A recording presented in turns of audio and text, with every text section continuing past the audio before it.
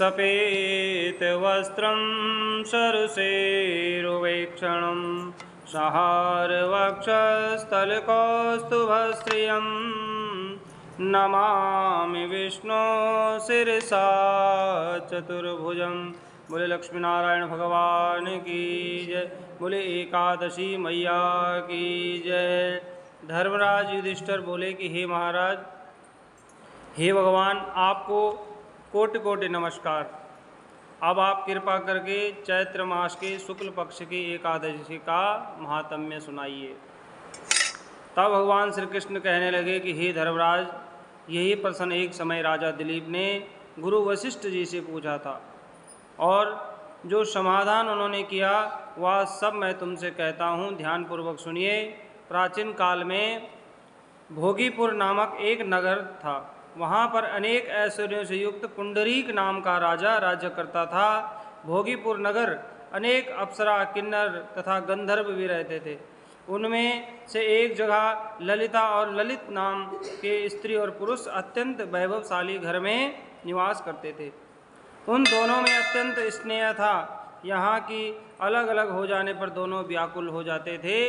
एक समय पुंडरीक की सभा में अन्य गंधर्वों के सहित ललित भी गान कर रहा था। गाते गाते उसको अपनी प्रिया ललिता का ध्यान आ गया और उसके ध्यान में स्वर भंग होने के कारण गाने का स्वरूप बिगड़ गया और ललिता के भाव जान करके कारकोट नामक नाग ने पदभांग होने के कारण राजा से कह दिया। तब पुंडरीक ने क्रोध पूर्वक कहा कि तू मेरे सन्मुख गाते हुए भी अपने स्त्री का स्मरण कर रहा है, अतएव तो कच्चा मांस, मदिरा और मनुष्य भक्षण करने वाला राक्षस बन करके अपने किए हुए कर्मों का फल भोग।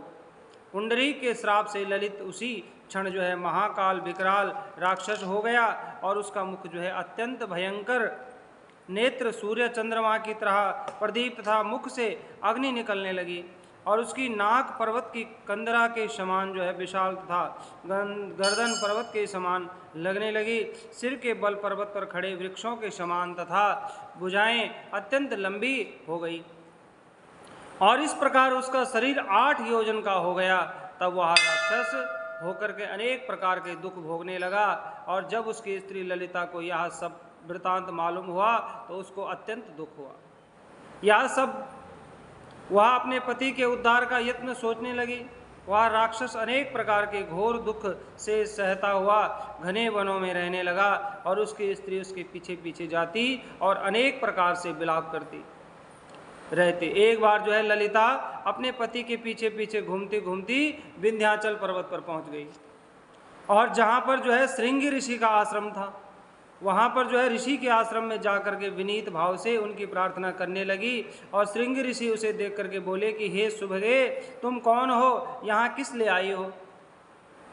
ललिता बोली, हे मुनि, मेरा नाम ललिता है। मेरा पति राजा पुंडरीक है। पुंडरीक के श्राप से विशाल काया राक्षस हो गया है और इसका मुझको महान दुख है और उसके उद्धार का कोई उपाय बताइए। ऋषि बोले कि हे गंधर्व कन्या, अब चैत्र शुक्ल पक्ष की एकादशी आने वाली है जिसका नाम जो है कामदा एकादशी है। तो उसका व्रत करने से मनुष्य के सब कार्य सिद्ध होते हैं। यदि तू कामदा एकादशी का व्रत करके उसके पुण्य को अपने पति को दे दे तो वह शीघ्र ही राक्षस योनि से मुक्ति प्राप्त होगा और राजा का श्राप भी अवश्य में शांत हो जाएगा।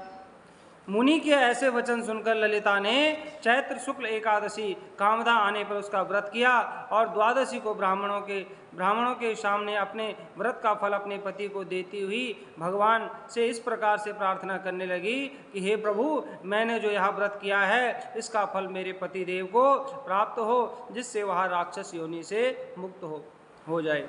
एकादशी का फल देते ही उसका पति जो है राक्षस योनि से मुक्त होकर के अपने पुराने स्वरूप को प्राप्त हुआ और अनेक सुंदर वस्त्र आभूषणों से युक्त होकर के ललिता के साथ विहार करने लगा। उसके पश्चात वह दोनों विमान में बैठ करके स्वर्ग लोक को चले गए। वशिष्ठ मुनि कहने लगे, हे राजन, इस व्रत को विधि पूर्वक करने से समस्त पाप नाश को प्राप्त हो जाते हैं तथा राक्षस आदि की योनि भी छूट जाती है।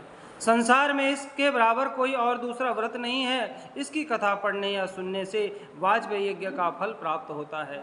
बोले लक्ष्मी नारायण भगवान की जय। बोले ग्यास माता की जय।